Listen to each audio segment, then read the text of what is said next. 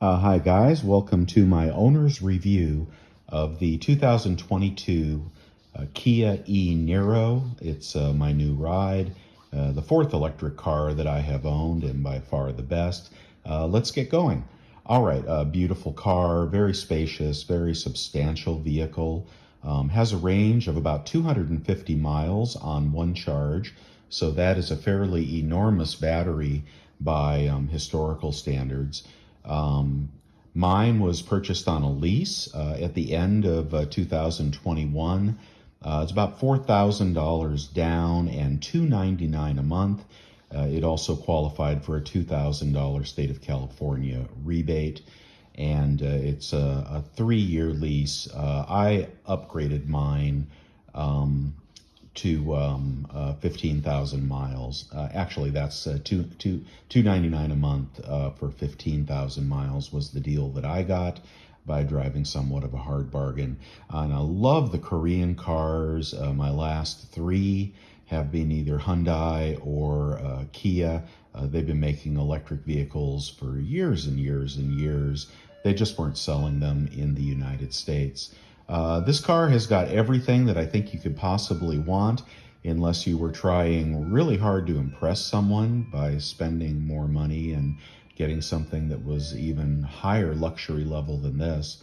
But this has been the most luxurious EV I've ever owned, and all the features that you could possibly want, more than I want actually. So for the 4,000 miles that I have driven it, I've had no mechanical problems at all. Matter of fact, the last the last three EVs, I think there was only one mechanical problem, and I only took it to the dealer that one time for that one vehicle. I think it was the AC on the Nissan Leaf. But pretty much they're trouble-free. You don't really have to go to the mechanic. I find that the scheduled maintenance, for me personally, is really unnecessary. Rotate the tires, replace the tires. And if you're one of the people that likes to really take care of your vehicle, then of course do the maintenance. But I find no need to go to the dealer with this car. Of course, there is no fuel. I also have solar panels on the roof, so I can charge just effortlessly. And if I'm charging during the daytime, that's coming off my solar panels. I'm driving for free. But back to this vehicle, one of the advantages of having a 240 to 250 mile range is that you don't have to charge it that often. I never charge at a driving station. Of course, my wife has an internal combustion engine, old Honda Accord, that gets us on trips and whatnot when we're going longer distances. So I think most families have two cars, and I don't know why one of them wouldn't be an EV. But this one is certainly hot stuff. The appointments are really top notch, very luxurious. And as you can see from the pictures, it is quite the nice looking SUV. You know, big enough to do anything you need to do with a larger family, and nice storage in the back. It's got a good ride. Of course, it has several power levels. One thing that I've come to really love in EVs are the paddle shifters to basically upshift and downshift your battery. So whether you're slowing down for traffic, or you want to give yourself a boost of speed to merge, those come in really handy. I seldom use the brakes at all. And you can also set it on automatic and forget it, and never use the paddles at all if you want. Several driving modes. The car is fast as a bat out of hell if you want it to be. I mean, faster than the tires can support, honestly, for the weight of the car. But surprising torque out of this vehicle. And, you know, again, tremendous range, tremendous big battery.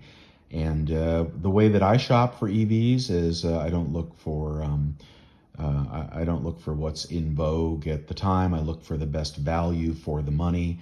So like I say, this has got the technology. It's got technology I don't even want. It will self-drive and keep you between the lanes. It's more of a driver assist, but it'll keep you between the lanes on the freeway. if you want to do that, which is actually more comfortable when you're in stop and go traffic.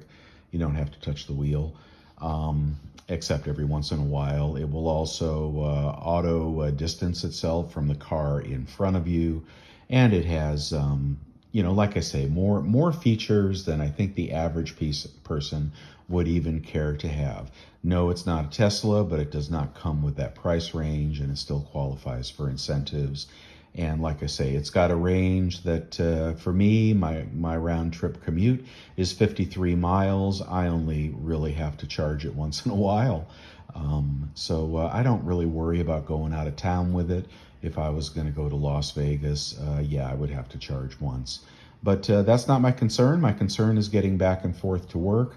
I don't know if the Tesla still does, but this qualifies for the HOV stickers in my city in Southern California, which also facilitates getting back to work, back and forth from work in a really quick time frame. I don't think anybody would ever be disappointed buying this car. I have high confidence in the Korean automakers. The battery, just like a Tesla battery, is liquid cooled. The first generation EVs were not liquid cooled. I still don't know if the Nissan Leaf is, but I experienced 30% battery degradation on my first couple of cars. And but with the liquid cooled cars, the Ioniq being my last experience, which is also a fantastic Korean car, the battery is liquid cooled. In my Ioniq, I had no deterioration at all after 3 years, which is probably not possible, but that's how I experienced it. It came out of the gate with about 110 or to 120 mile range.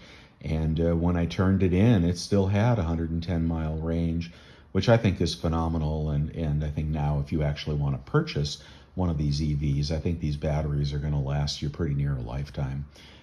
Because it is superior technology, so do look out for liquid cooled batteries, like the E-Niro and like the Tesla. So it's a fantastic value for the money, and I'll take the $300 a month that I save, and I'll buy silver and gold with it. So anyway, hope you enjoyed this review, and watch out for those oil prices and mechanic bills. Boy, they are going up. And great time to buy an EV if you've never done so. By the way, I charge mine with a $175 wall charger that goes into a 220 volt socket I have in my garage. So you don't even need to buy a home charging kit. All you'd have to do is add a 220 circuit, and you can get the fast charge at home for under a couple $100. I just think you really ought to consider this car, and if you haven't yet, consider your first electric vehicle. All right, this is Louis signing out. Hope you guys enjoyed the video. Bye.